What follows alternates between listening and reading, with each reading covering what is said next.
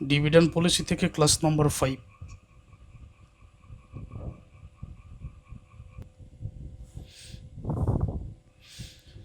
Rafi limited has the following stock holders account.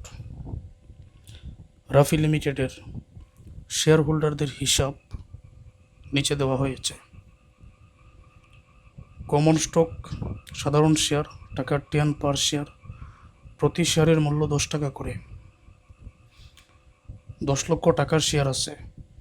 এখন common stock বা সাধারণ শেয়ার যদি 10 লক্ষ টাকার থাকে, একটার মূল্য যদি 10 টাকা হয়, তাহলে কি পরিমাণ শেয়ার আছে, এই 10 লক্ষকে 10 দ্বারা ভাগ করলে কি পরিমাণ শেয়ার আছে সেটা পাওয়া যাবে। 10% প্রিফার স্টক, অগ্রাধিকার শেয়ার আছে 8 লক্ষ টাকার। অগ্রাধিকার শেয়ারের উপরে 10% ডিভিডেন্ড দিতেই হবে। রিটেন আর্নিং, সংরক্ষিত আয়, মানে ডিভিডেন্ড যেটা, শেয়ার প্রতি আয় যদি 10 টাকা হয়, 4 টাকা দেওয়া হয়েছে শেয়ার হোল্ডারদের, 6 টাকা যেটা রাখা হয়েছে এটাই হচ্ছে রিটেন আর্নিং, অর্থাৎ শেয়ার প্রতি আয়ের যে টাকাটা সংরক্ষণ করে রাখা হয়েছে। টোটাল শেয়ার হোল্ডার ইকুইটি, এই 3টা টাকা যোগ করলে 25 লক্ষ টাকা, এটা শেয়ার হোল্ডারদের মালিকানা সত্ত্বের পরিমাণ। এখন রিকোয়ারমেন্ট যা আছে, what will happen to this account and to the number of share outstanding with, হিসাবের সাথে কি কি হয়েছে, কি পরিমাণ শেয়ার আউটস্ট্যান্ডিং আছে যদি এ নাম্বারে 10% স্টক ডিভিডেন্ড, 10% শেয়ার লভ্যাংশ দেওয়া হয়। A241 স্টক স্প্লিট, যদি একটা শেয়ারকে 2টা শেয়ারে খণ্ডন করা হয়, বিষয়গুলো আমি বুঝিয়ে দিচ্ছি। A142 রিভার্স স্টক স্প্লিট, যদি 2টা শেয়ারকে একটা শেয়ারে রূপান্তর করা হয়। তো এই বিষয়টা বুঝো ভালো করে, একটু বেসিক আলোচনা করে নেই। একেবারে প্রথম ক্লাস থেকে এখন পর্যন্ত যারা ধারাবাহিক ক্লাস দেখেছো তোমরা জানো, কোম্পানির মূলধনের ক্ষুদ্র ক্ষুদ্র অংশকে শেয়ার বলা হয়। কোম্পানির যদি 1 লক্ষ টাকার প্রয়োজন হয়, তখন কোম্পানি শেয়ার ইস্যু করে। একটা শেয়ারের মূল্য 1000 টাকা, 100টা শেয়ারের মূল্য 1 লক্ষ টাকা। ইস্যু মানে বিক্রয়, ধরে নিতে পারো বিক্রয়। এই যে 1000 টাকা দামের 100টা শেয়ার কোম্পানি বিক্রি করলো কিংবা ইস্যু করলো, ফলে 1 লক্ষ টাকা মূলধন গঠন হয়ে গেল। যাদের কাছে কোম্পানি শেয়ার বিক্রি করে তাদের বলা হয় শেয়ার হোল্ডার বা স্টক হোল্ডার্স। কোম্পানির 5টা শেয়ার যদি আমি নিজেই ক্রয় করে নেই, তো আমার টাকা নিয়েই কিন্তু কোম্পানি মূলধন গঠন করতেছে। যে পরিমাণ আয় হবে, শেয়ার প্রতি যেই পরিমাণ আয় হবে, আর্নিং পার শেয়ার 10 টাকা হলে যদি 4 টাকা আমাকে দেয় এটাই ডিভিডেন্ড, 6 টাকা নিজেদের কাছে রাখে এটাই রিটেনশন বা রিটেন আর্নিং। তো এত কিছু কেন বোঝাচ্ছি, বোঝানোর কারণ আছে। প্রথম নম্বর কারণ হচ্ছে যে তোমাদের আমি এই স্টক ডিভিডেন্ডটা বোঝাতে চাই। এই যে কোম্পানি 10 টাকার মধ্য থেকে 4 টাকা ডিভিডেন্ড দিয়ে, সেটা হচ্ছে ক্যাশ ডিভিডেন্ড, নগদ লভ্যাংশ। তো কোম্পানি এরকমও করতে পারে যে নগদ লভ্যাংশ না দিয়ে আরও কিছু শেয়ার লভ্যাংশ হিসাবে দিয়ে দিলাম।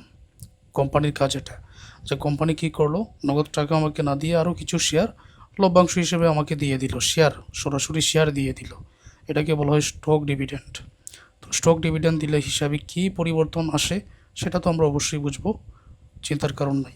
এখন স্টক স্প্লিট, শেয়ার খণ্ডন যেটা, A241 stock, A142 reverse stock, এটার মানে হচ্ছে যে শেয়ার খণ্ডন। একটা শেয়ারকে 241 মানে একটা শেয়ারকে 2টা শেয়ারে রূপান্তর করা হয়েছে। যদি কোম্পানির 100টা শেয়ার থাকে, তো এটা একটাকে যদি 2টা শেয়ারে রূপান্তর করা হয়, তাহলে কোম্পানির বর্তমানে আছে 200টা শেয়ার, মানে একটা শেয়ার সমান 2টা শেয়ার। 100টা শেয়ার থাকলে বর্তমানে একটা শেয়ারকে 2টা শেয়ারে রূপান্তর করলে কোম্পানির 200 শেয়ার হয়ে যাবে। 100টা শেয়ার থাকলে 200 শেয়ার হবে। এখন উদাহরণস্বরূপ বুঝে নাও, কোনো একটা কোম্পানির 100টা শেয়ার আছে, একটা শেয়ারের মূল্য 10 টাকা। এখন বলা হলো 241 স্টক স্প্লিট, অর্থাৎ একটা শেয়ারকে 2টা শেয়ারে রূপান্তর করা হয়েছে। 100 শেয়ার যেটা, এটা হয়ে যাবে 200 শেয়ার। যেহেতু 10 টাকা দামের একটা শেয়ারকে 2টা ভাগে রূপান্তর করা হয়েছে, তখন এক একটা শেয়ারের দাম 5 টাকা হয়ে যাবে। অর্থাৎ স্টক স্প্লিট বা শেয়ার খণ্ডন হলে শেয়ার সংখ্যা বাড়ে কিন্তু শেয়ারের দাম কমে। এখন 10 টাকা দামের একটা শেয়ারকে তুমি 2টা শেয়ারে যদি রূপান্তর করো, তাহলে তো 5 টাকা দামের করে হয়ে যায়। তাই না? এখন শেয়ার সংখ্যা বেড়েছে, শেয়ারের দাম কমেছে, বিষয়টা ক্লিয়ার। আর 142 রিভার্স স্টক যেটা, যে কোম্পানির 100 শেয়ার আছে, একটার দাম 10 টাকা। তো 142 রিভার্স স্টক এটার মানে হচ্ছে যে দুইটা শেয়ারকে একটা শেয়ারে রূপান্তর করা হয়েছে। 100টা শেয়ার আছে, দুইটাকে যদি একটাই করা হয় বর্তমানে হবে 50টা শেয়ার। আবার দুইটা শেয়ারকে একটা করা হলে 10 20 টাকা করে দাম বেড়ে যাবে। অর্থাৎ রিভার্স স্টক হলে শেয়ার সংখ্যা কমে, দাম কিন্তু বাড়ে। পার্থক্যটা বুঝতে পারছো? চলো এখন আমরা বেসিকটা বুঝলাম, সমাধানটা এখন জেনে নেই। 1 নম্বরটার জন্য এ নাম্বার 10% স্টক ডিভিডেন্ড। আমরা এখানে দেখতে পাচ্ছি কমন স্টক 10 টাকা করে এক একটার মূল্য 10 লক্ষ টাকার শেয়ার আছে। তাহলে কী পরিমাণ শেয়ার আছে? এই 10 লক্ষ টাকাকে যদি এই 10 দ্বারা তুমি ভাগ করো, 1 লক্ষ শেয়ার বর্তমানে আছে। তো কোম্পানি শেয়ারের টাকার উপরে নগদ ডিভিডেন্ড দিয়ে থাকে। আর যদি স্টক ডিভিডেন্ড দিয়ে থাকে তাহলে শেয়ার সংখ্যার উপরে স্টক ডিভিডেন্ড দেয়। মানে 1 লক্ষ শেয়ার আছে, এখন এটার উপরে আরও 10% স্টক শেয়ার হোল্ডারদের লভ্যাংশ হিসাবে দেওয়া হলো। তাহলে কী পরিবর্তন আসবে? কী পরিবর্তন আসবে চলো এটা আমি তোমাদের লিখে বুঝাই, একটু ধৈর্য ধরো, সব বুঝবে। এক্সিস্টিং নাম্বার অফ শেয়ার মানে কী পরিমাণ শেয়ার বর্তমানে আছে, কোম্পানির কী পরিমাণ শেয়ার বর্তমানে আছে। কোম্পানির বর্তমানে আছে 10 লক্ষ টাকার শেয়ার, একটার মূল্য 10 টাকা। তাহলে কোম্পানির শেয়ার আছে বর্তমানে এখানে 1 লক্ষ শেয়ার। 1 লক্ষ শেয়ার কোম্পানির আছে, ওকে। এখন স্টক ডিভিডেন্ড দেওয়া হলে 1 লক্ষ শেয়ারের উপরে আরও 10% স্টক ডিভিডেন্ড দেওয়া হলে তখন নতুন করে আরও শেয়ার সংখ্যা কিন্তু বাড়ে। 1 লক্ষ এর 10% শেয়ার যদি শেয়ার লভ্যাংশ হিসাবে দেওয়া হয়, এখানে 10,000 শেয়ার আরও দিতে হয় লভ্যাংশ, যেটা মূল ছিল কোম্পানির মূলধনের মধ্যে 1 লক্ষ শেয়ার, 1 লক্ষের উপরে 10% স্টক ডিভিডেন্ড দেওয়া হয়েছে আরও 10,000 শেয়ার আফটার স্টক ডিভিডেন্ড। তো স্টক ডিভিডেন্ড দেওয়ার পরে বর্তমানে কোম্পানির কী পরিমাণ শেয়ার আউটস্ট্যান্ডিং আছে। কোম্পানি স্টক ডিভিডেন্ড দিয়ে দিছে, এটার মানে হচ্ছে যে শেয়ার এটা ইস্যু করে দিছে, শেয়ার হোল্ডারদের মধ্যে দিয়ে দিছে। তাহলে বর্তমানে কী পরিমাণ আউটস্ট্যান্ডিং আছে মানে কী পরিমাণ ইস্যুকৃত অবস্থায় আছে, হিসাবটা একেবারে সহজ। কীরকম? যে কারেন্ট শেয়ার কোম্পানির ব্যবসার মধ্যে ছিল আগের 1 লক্ষ শেয়ার, আর এডিশনাল নতুন করে আরও 10,000 শেয়ার কোম্পানি স্টক ডিভিডেন্ড দিয়েছে। তাহলে বর্তমানে শেয়ার সংখ্যা দাঁড়াচ্ছে 1,10,000 share.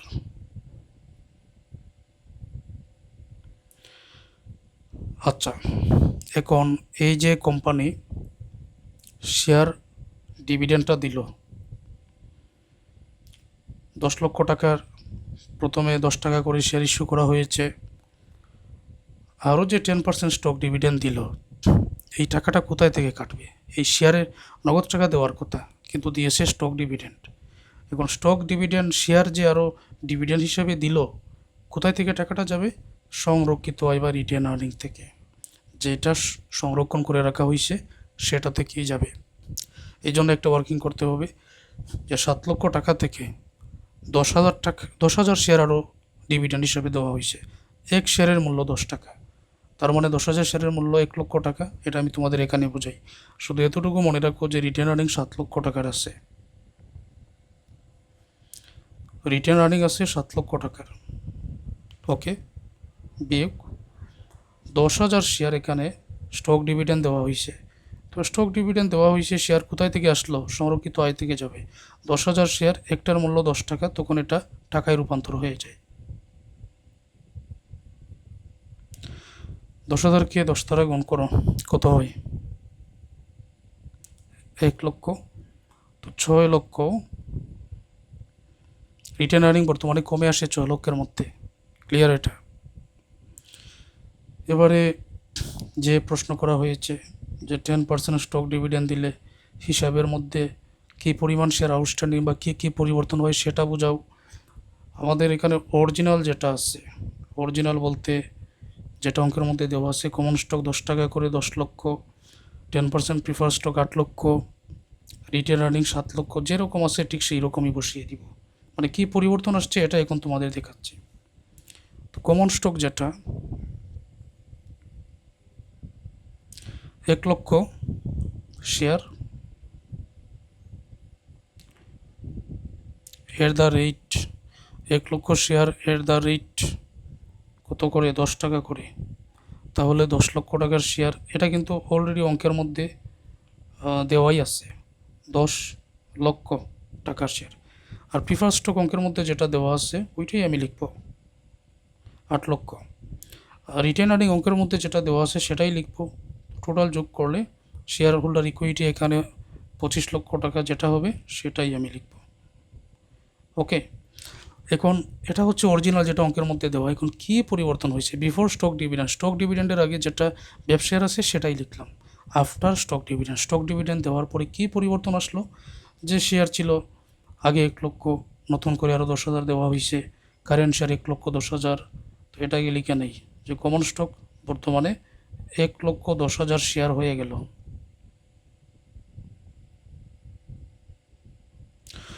1,10,000 share at the rate টাকা 10 টাকা করে, অবশ্যই এক একটা শেয়ারের দাম 10 টাকা, তখন 11 লক্ষ টাকার শেয়ার এখানে হচ্ছে।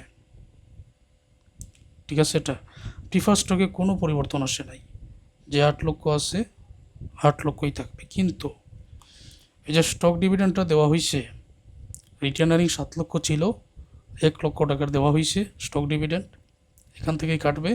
এখন 6 লক্ষ টাকা রিটার্ন আর্নিং বাকি থাকে। এইটার মধ্যেই শুধু পরিবর্তন 11 লক্ষ, 8 লক্ষ, 6 লক্ষ যদি তুমি এখন যোগ করো এখানে হবে 25 লক্ষ টাকা। কি কি পরিবর্তন সেটা কিন্তু আমরা এখানে দেখে নিয়েছি। একটা গেল, এবার 2 নম্বরটায় আসো।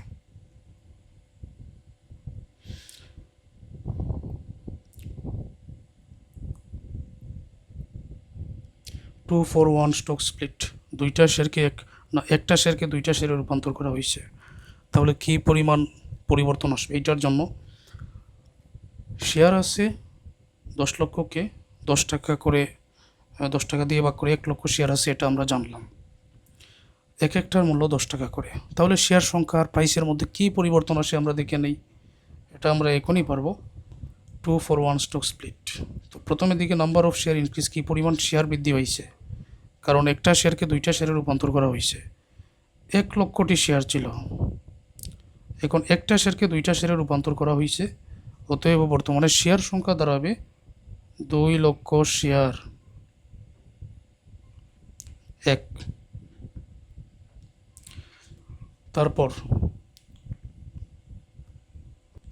সরাসরি আমরা এভাবে বাইর করে নিব, 1 লক্ষকে 2 দ্বারা গুণ করে 2 লক্ষ শেয়ার বর্তমানে। এখন প্রাইসে কী পরিমাণ পরিবর্তন আসবে? তো প্রাইস হবে, দাম ছিল এক একটার আগে 10 টাকা করে, তো একটাকে যেহেতু 2 ভাগে রূপান্তর করা হয়েছে, তাহলে প্রাইস পার শেয়ার বর্তমানে 5 টাকা হবে। শেয়ার হয়ে গেল 2 লক্ষ টাকা 5 লক্ষ। এখন এখানে আমি আগের মতোই বসাবো, এই যে 1 লক্ষ শেয়ার এট দ্য রেট টাকা 10। কত ছিল এটা? আগের যে 10 লক্ষ আছে ওইটা, এটা হচ্ছে অরিজিনালটা যেটা অঙ্কের মধ্যে দেওয়া। এটা যে 8 লক্ষ আছে 8 লক্ষই থাকবে। রিটার্ন আর্নিং যে 7 লক্ষ আছে 7 লক্ষই থাকবে। যে 25 লক্ষ আছে যোগফল এই 25 লক্ষই হবে। এখন কমন স্টকের বেলায় বিফোর স্টক স্প্লিট, মানে স্টক স্প্লিট হওয়ার আগে এই তথ্য যেটা অরিজিনাল অঙ্কের মধ্যে দেওয়ার, আফটার স্টক স্প্লিট হওয়ার পরে বর্তমানে হয়ে গেল 2 লক্ষ শেয়ার, তাই তো 2 লক্ষ শেয়ার এট দ্য রেট টাকা 10 দিয়ে দিও। তো 2 লক্ষ না, টাকা বর্তমানে 10 না, টাকা বর্তমানে 5 টাকা করে। যে শেয়ার ছিল 1 লক্ষ হয়ে গেল 2 লক্ষ, শেয়ার বৃদ্ধি পাইছে, একটা শেয়ারকে দুইটা শেয়ারে রূপান্তর। টাকা ছিল 10, এখন যেহেতু 10 টাকা দামের একটা শেয়ারকে 2 ভাগে বিভক্ত, তাহলে এক একটার দাম 5 টাকা করে 5 লেখা হয়েছে। তো 2 লক্ষকে 5 দ্বারা গুণ করলে যে 10 লক্ষ টাকা আছে ওইটাই থাকবে। প্রিফার স্টকে কোনো পরিবর্তন নাই, রিটার্ন আর্নিংও বর্তমানে কোনো পরিবর্তন নাই। যে 7 লক্ষ আছে 7 লক্ষই হবে, যোগ করলে এখানে হবে 25 লক্ষ। এতটুকু clear. 1-for-2 reverse stock split, মানে দুইটা শেয়ারকে বর্তমানে একটা শেয়ারে রূপান্তর করা হয়েছে। তো বিপরীত শেয়ার খণ্ডন এটা। সরাসরি স্টক স্প্লিট থাকলে একটাকে দুইটা, আর রিভার্স স্টক স্প্লিট থাকলে দুইটাকে একটা, তাই তো। শেয়ার ছিল 1 লক্ষ, 10 লক্ষ টাকাকে 10 দ্বারা ভাগ করে তো 1 লক্ষ টাকা শেয়ার থাকার কথা, 1 লক্ষ শেয়ার থাকার কথা। এখন দুইটা শেয়ারকে এক শেয়ারে রূপান্তর, তাহলে 1 লক্ষ শেয়ার বর্তমানে 50,000 শেয়ারে রূপান্তর, তাই তো। একটা শেয়ারের মূল্য 10 টাকা, তো এটা হিসাবটা এখানে দেখাই। ইফেক্ট অন 142 স্টক স্প্লিট, এটা আমরা এইভাবে লিখব। রিভার্স স্টক স্প্লিট, ওকে। তো শেয়ারের হিসাব তো আমরা জানি যে বর্তমানে শেয়ার ছিল 1 লক্ষ শেয়ার, এখন একটা শেয়ারকে 2 শেয়ারে রূপান্তর করা হয়েছে। তো একটা শেয়ারকে যেহেতু 2 শেয়ারে রূপান্তর করা হয়েছে, তো 2 দ্বারা ভাগ করে বর্তমানে শেয়ার সংখ্যা হয়ে যাবে 50,000 শেয়ার। রিভার্স স্টকের বেলায় করতে হয় ভাগ। 1 লক্ষ ছিল, 2 শেয়ার সমান, কথাটা কীরকম ছিল বলেছি, দুইটা শেয়ারকে একটা শেয়ারে রূপান্তর করা হয়েছে, একটাকে দুইটা না, দুইটা শেয়ারকে একটা শেয়ারে রূপান্তর করা হয়েছে। তাহলে 1 লক্ষ ছিল, এখন 50,000 শেয়ার হয়ে গেল। প্রাইস কেমন হবে? একটার দাম 10 টাকা, এখন দুইটা শেয়ার মিলিয়ে যদি একটা শেয়ার হয়, তো এটাকে 2 দ্বারা গুণ, বর্তমানে শেয়ারের দাম 20 টাকা। বুঝতে পারছো? 1 লক্ষ শেয়ার ছিল, দুইটা সমান, এখন একটা শেয়ার 50,000, তো দুইটা শেয়ার সমান যদি একটা শেয়ার হয়, তাহলে 10 10 20 টাকা করে বর্তমানে প্রাইস। অতএব বর্তমানে 50,000 শেয়ার 20 টাকা করে, এটাই আমরা লিখব। তো এখানে আমরা 1 লক্ষ শেয়ার ওইটাই লিখব।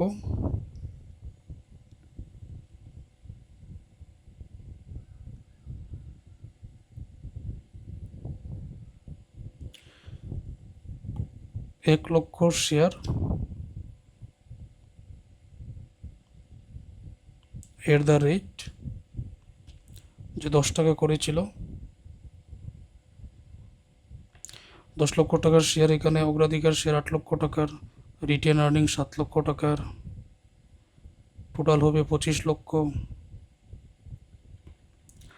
এখানে কমন স্টক বর্তমানে 50,000 শেয়ারস, 5 টাকা করে, না 5 টাকা না 20 টাকা করে, 50,000 শেয়ার এর দ্বারা 20 টাকা, তো 10 লক্ষ টাকারই হবে। প্রিফার স্টক বা অগ্রাধিকার শেয়ার, অগ্রাধিকার শেয়ার হবে এখানে 8 লক্ষ টাকা, যেটা আছে ওইটাই। রিটেন আর্নিং 7 লক্ষ টাকা, শেয়ার হোল্ডার সিকিউরিটি যে 25 লক্ষ টাকা আছে ওইটাই থাকবে। এই ছিল গুরুত্বপূর্ণ ম্যাথের সমাধান, একটু বোঝার চেষ্টা করলেই কিন্তু পারবে।